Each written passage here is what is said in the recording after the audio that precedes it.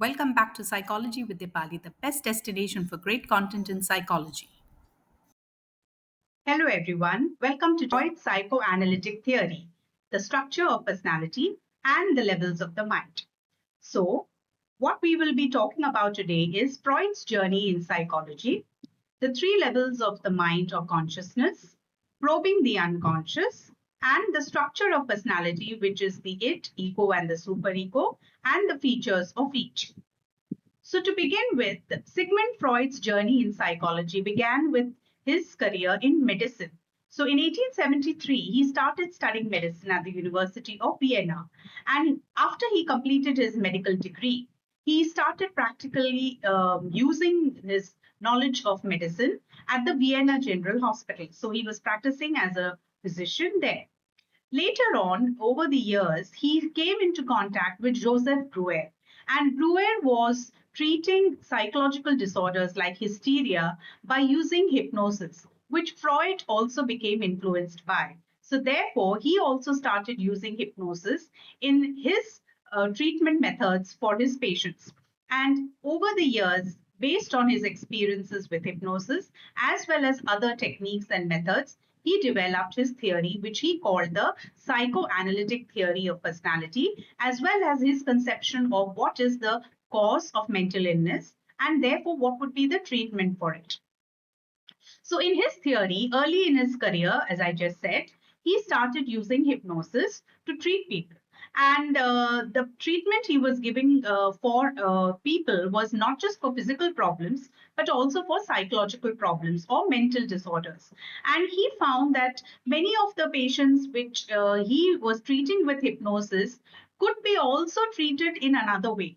And he felt that most of the patients needed to just talk or speak to somebody about their problems. And after having talked with somebody about the problems, they often felt better. So, over a period of time, he started moving away from hypnosis and started using other methods like free association, dream analysis, and analysis of errors, where he used these methods to understand the minds of the individuals and the internal functioning of the personality.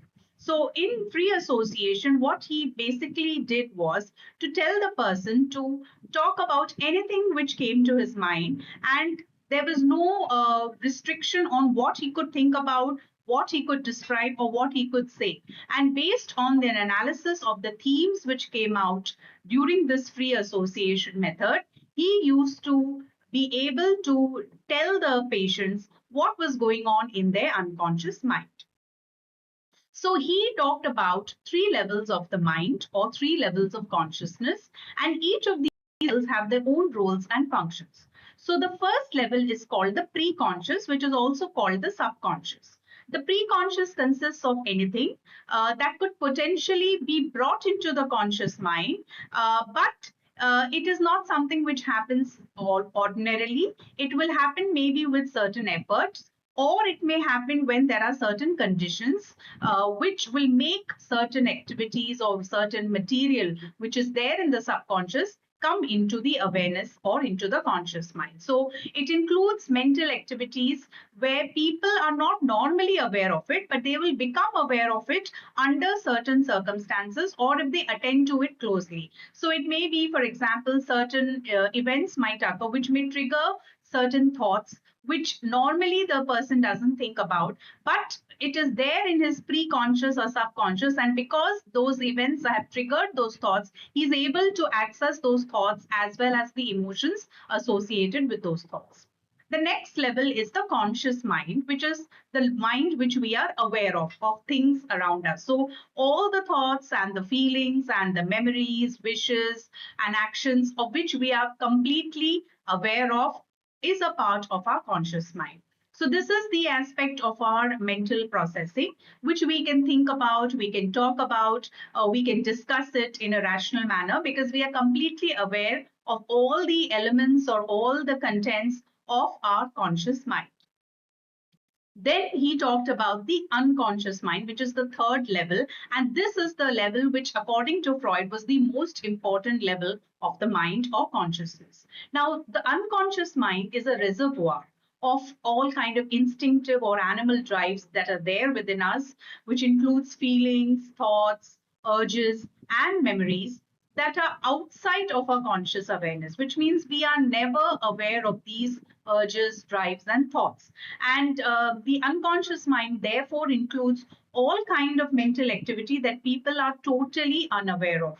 We definitely will never know what is there in our unconscious mind unless certain techniques are used to bring out those contents into our conscious awareness. So the contents are such which are normally very unacceptable to us, or they are unpleasant, or they are related to some kind of pain or anxiety or conflict or some kind of trauma. And because of all of this, it is pushed into our unconscious mind and we are not aware of it at all. Because if we were aware of it always in our conscious level or in our conscious awareness, it would cause us a lot of pain. So Freud believed that much of this material, which is now pushed into the unconscious, automatically, we don't even come to know that we have pushed material into the unconscious, because automatically that is done for us by ourselves.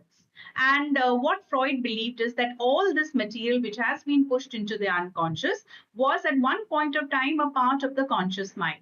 But because it was too anxiety provoking, too traumatic, or too conflict ridden, the person has pushed it into the unconscious.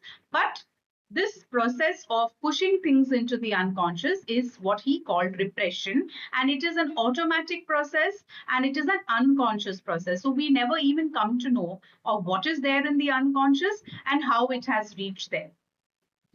So therefore, he compared the three levels of the mind, which is the preconscious or subconscious, the conscious, and the unconscious, as an iceberg. So just as we only see the tip of the iceberg, we don't see the majority of the bulk of the iceberg, which is submerged below water. He talked about the tip of the iceberg, which is the conscious mind. That means we can only see or are aware of what is there in our conscious. So all our thoughts, all our perceptions which are there in the conscious, that is the tip of the iceberg which we are able to see at all points of time. The part of the iceberg which is therefore submerged below the water but is still slightly visible is the preconscious or the subconscious. It also contains memories and thoughts and emotions or knowledge which is stored in it, which can be made available to the conscious mind under certain circumstances. Now, the bulk of the iceberg or the majority of the iceberg is definitely below the water and is submerged completely. And that, according to Freud, represents the unconscious mind. So, the fact that we are not aware of all of what is there in the unconscious doesn't mean that it is not influencing us or affecting us. It does affect our behavior, and beyond a certain point, it will also have the potential to cause certain mental disorders or certain psychological problems, because all the kinds of material which have been pushed into the unconscious have been repressed, but they are influencing us in some way or the other. So he was talking about the struggle which takes place to find some kind of a socially acceptable way where the unconscious material can be expressed into the conscious mind or into the conscious awareness. So those impulses which are always repressed and are there in the unconscious, they normally will always remain there, but there is some kind of an instinctive struggle where this material tries to be expressed in the conscious at any given point of time or in certain special circumstances. So whenever these unsuccessful conflict resolution is there, where the conflicts are not resolved, there will be some kind of abnormal behavior. So Freud developed a therapeutic procedure which he called psychoanalysis. And he used this procedure of psychoanalysis to treat psychological disorders. So, what is the goal of psychoanalysis? The goal of psychoanalysis is to bring back all the repressed material back into consciousness or conscious awareness. And once such material is made conscious or we are aware of it, then we as people can gain insights into what are the experiences which we have undergone and which were painful or which were traumatic, and we have pushed it into the unconscious to prevent this trauma from being experienced by us.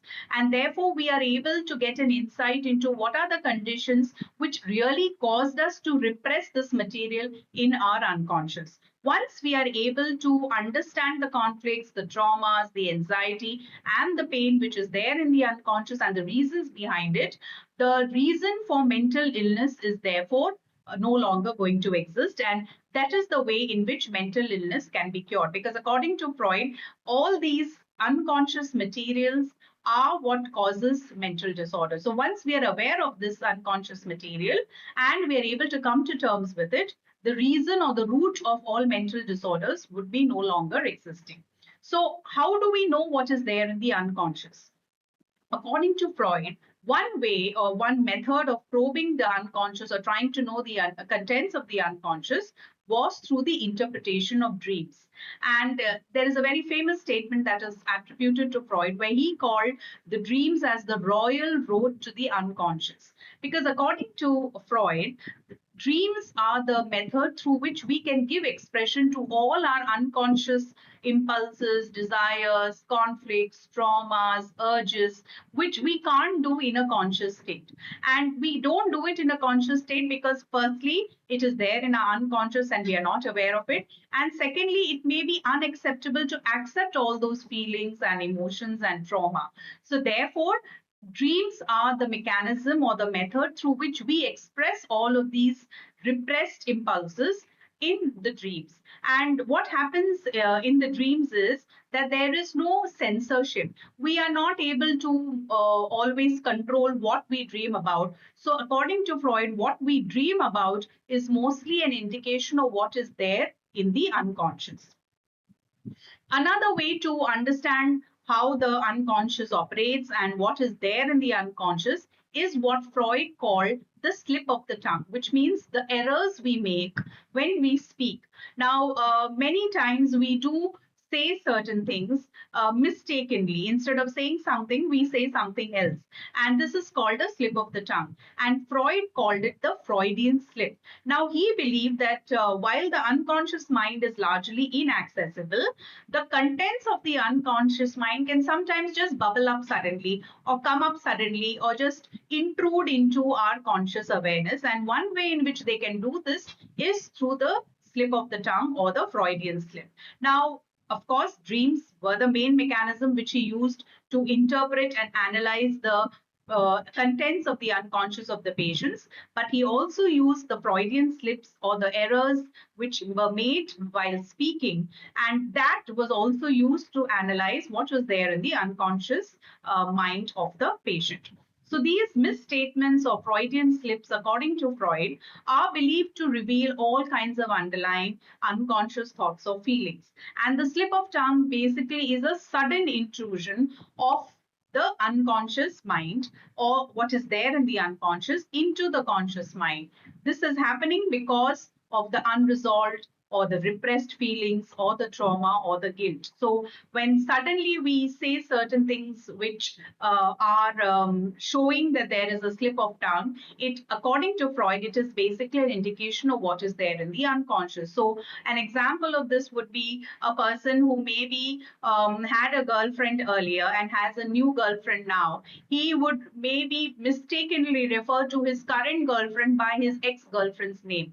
Now, for some people, that would just be a common error, but Freud would analyze it as indicating certain unconscious feelings which this person has yet towards his ex-girlfriend, which is possibly leading him to address his current girlfriend with the old girlfriend's name, and that there would be certain repercussions which would then be analyzed and interpreted by Freud to help the patient understand what would be the reason why such a slip of tongue could have occurred. Now, he talks about three main parts or structure of the personality. One is the it, one is the ego, and the third one is the superego. And there are conflicts among these three elements of the structure of the personality. And we always make an effort to balance out these three elements of our personality, and how we balance out the desires and the conflicts and the impulses of these three parts of our personality will determine how we behave as well as how we approach the world. So, what balance we strike in any given situation will determine how we will resolve the conflict between the two tendencies that we have in our behavior. And those tendencies are, one is a biological aggressive tendency, which is basically a pleasure seeking tendency to seek pleasure and to express all our internal drives. That is in contrast to a tendency that we have to have an internal control, which is coming to us through the process of socialization. So it's a socialized sense of internal control over these drives. So, on one hand, certain elements in our personality want these drives to be expressed. On the other hand, societal controls that we have internalized tells us not to express these drives. So, the how we behave and how we approach life will be determined by how we balance out these contrasting tendencies which we have within us, and how we achieve a balance between the it, the ego, and the superego. So the first structure of the personality is the it. Now the it is the only component of personality that is present from birth. So right when a child is born, the first part of the personality which is always there present in the child is the it. So it consists of all our primitive, all our innate urges, right from our bodily needs, our sexual needs, our aggressive needs, our impulses, desires. Everything is contained in this it, and it is present right from birth.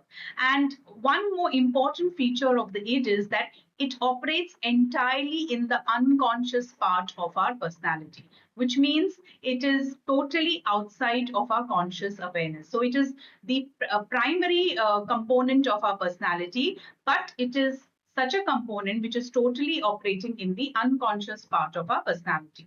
Now, according to Freud, the it is the source of all the psychic energy, the psychological energy, or the biological energy that we have is basically attributed to this part of the personality, which is the it, and it is therefore called the primary component of personality. Now, this it therefore functions in such a way that it strives for instant gratification, just like a small child. Whatever are the desires and wants and needs which the it desires to fulfill, it wants to fulfill them right now. It's right now and absolutely immediate. That is the kind of principle that the it works on, and therefore it works on the pleasure principle. It seeks immediate and instant gratification for all its desires. And it doesn't consider what will be the cost to me or what would be the negative impact to me if I seek this satisfaction of all my desires and wants right now. So it doesn't think about all those consequences. It ignores the rules which are there in society. It ignores whether it is morally right or wrong to satisfy those needs at this point of time, and it ignores the reality of life. It doesn't see all of these things. It is only concerned with satisfaction of its drives and needs, and that also immediately. And this automatic fulfillment of the basic instincts is something which the it desires. So therefore, if it is left to itself without any control from the other two parts of the personality, which is the ego and the superego, then the it would try to satisfy its demand immediately and reflexively. As the demand arose, the it would want it to satisfy. But that is not always possible because we have two other parts of the personality balancing it. So whenever the it doesn't get immediate need satisfaction or need gratification, it leads to anxieties and it leads to tension. So if the world, or if we were entirely ruled by the pleasure principle which the it works on, we might find ourselves even grabbing things out of other people's hands, because we feel that okay, we want it, so we shall just take it. So to satisfy our own craving, the it would make us do things which are not obviously socially or morally right to do so, and it would be a disruptive kind of behavior, and not just disruptive to us but disruptive to society, and would be socially unacceptable. So although people learn to eventually control the cravings or the need gratification impulses of the it, this part of the personality normally remains the same, an infantile, a kind of a baby like, a childish primal force throughout one's life. So it doesn't actually do any kind of control on its own. It is controlled by the other two parts of the personality, and it remains this kind of an infantile primal force for the entire existence of the person.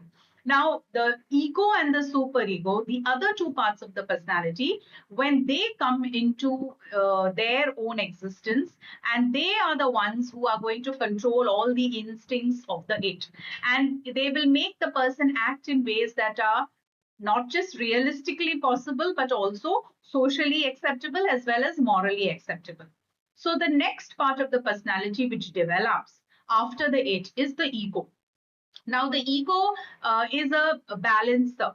It balances its impulses, keeping in mind all the other conditions which allow for satisfaction of the impulses. That is it really practically possible to satisfy the demands of the id? Let us say now the ego is going to keep the id impulses under check till it can check whether it is really practically possible to satisfy the demands of the id. And therefore, the ego operates on the reality principle, which is totally in contrast to the pleasure principle on which the id functions. And this reality principle will always check on what are the limitations, what are the possibilities in the real world in which we live, which is going to either help us to satisfy the needs of the id, or we need to check the needs of the id. So, therefore, the ego manages the thoughts and actions, and makes helps the person to make effective decisions.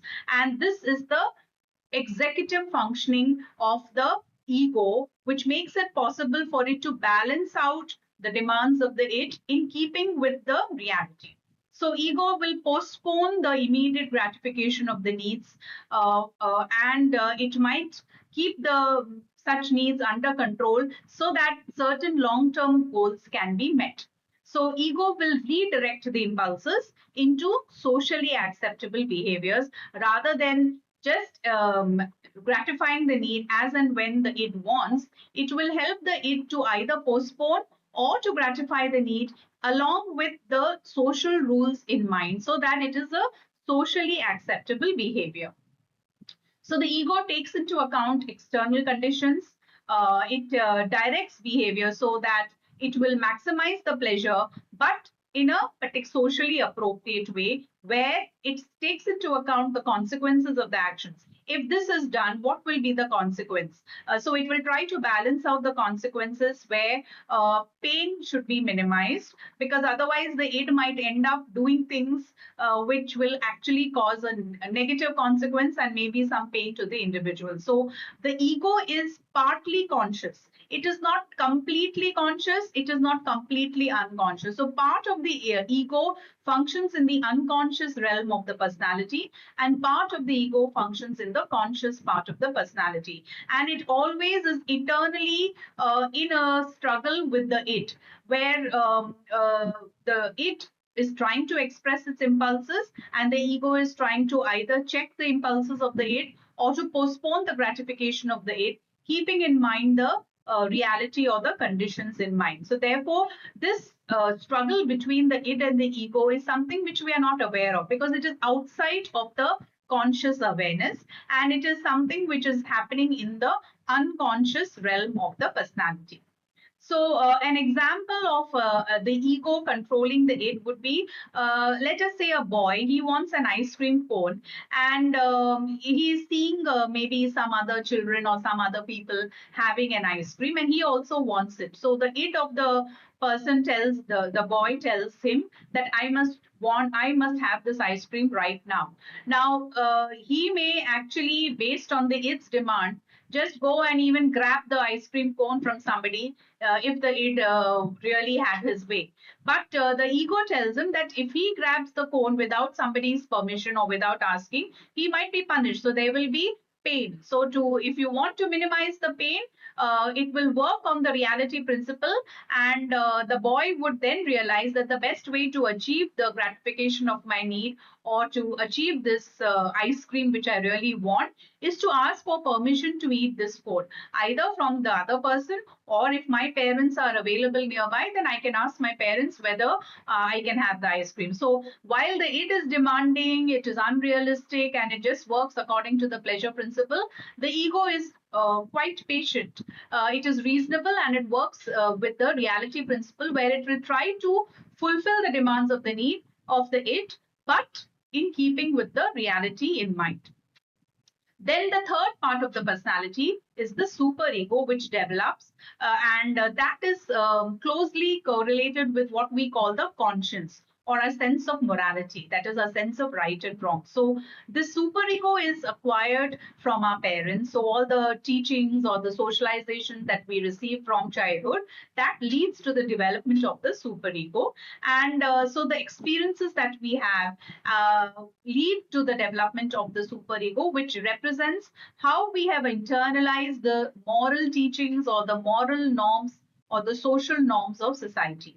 And the superego basically is concerned with morality. That is, whether it is right or wrong to do a particular thing. So it is not going to check the reality as the ego does. It is going to just check the moral consequences of a particular action, whether a particular act is good or bad, right or wrong to do so. And that is how it is going to control the id, by telling the id that, okay, this is something which is morally wrong and you should not do it. So therefore, it allows the gratification of certain impulses of the id only when it is morally correct to do so. Whenever it is morally wrong, it is going to forbid the id and not allow the id to satisfy its impulses. So therefore, the ego is going to do a very balancing act, which is a tough one, because it has to satisfy the demands of the id on one hand by keeping it in check, as well as seeing whether the demands can be fulfilled by certain conditions, whether they are conducive in the real world. On the other hand, it has to also balance the demands of the superego, where the superego constantly tells us that this is right, this is wrong. So it has to merge the gratification of needs also in keeping with moral constraints or the moral teachings.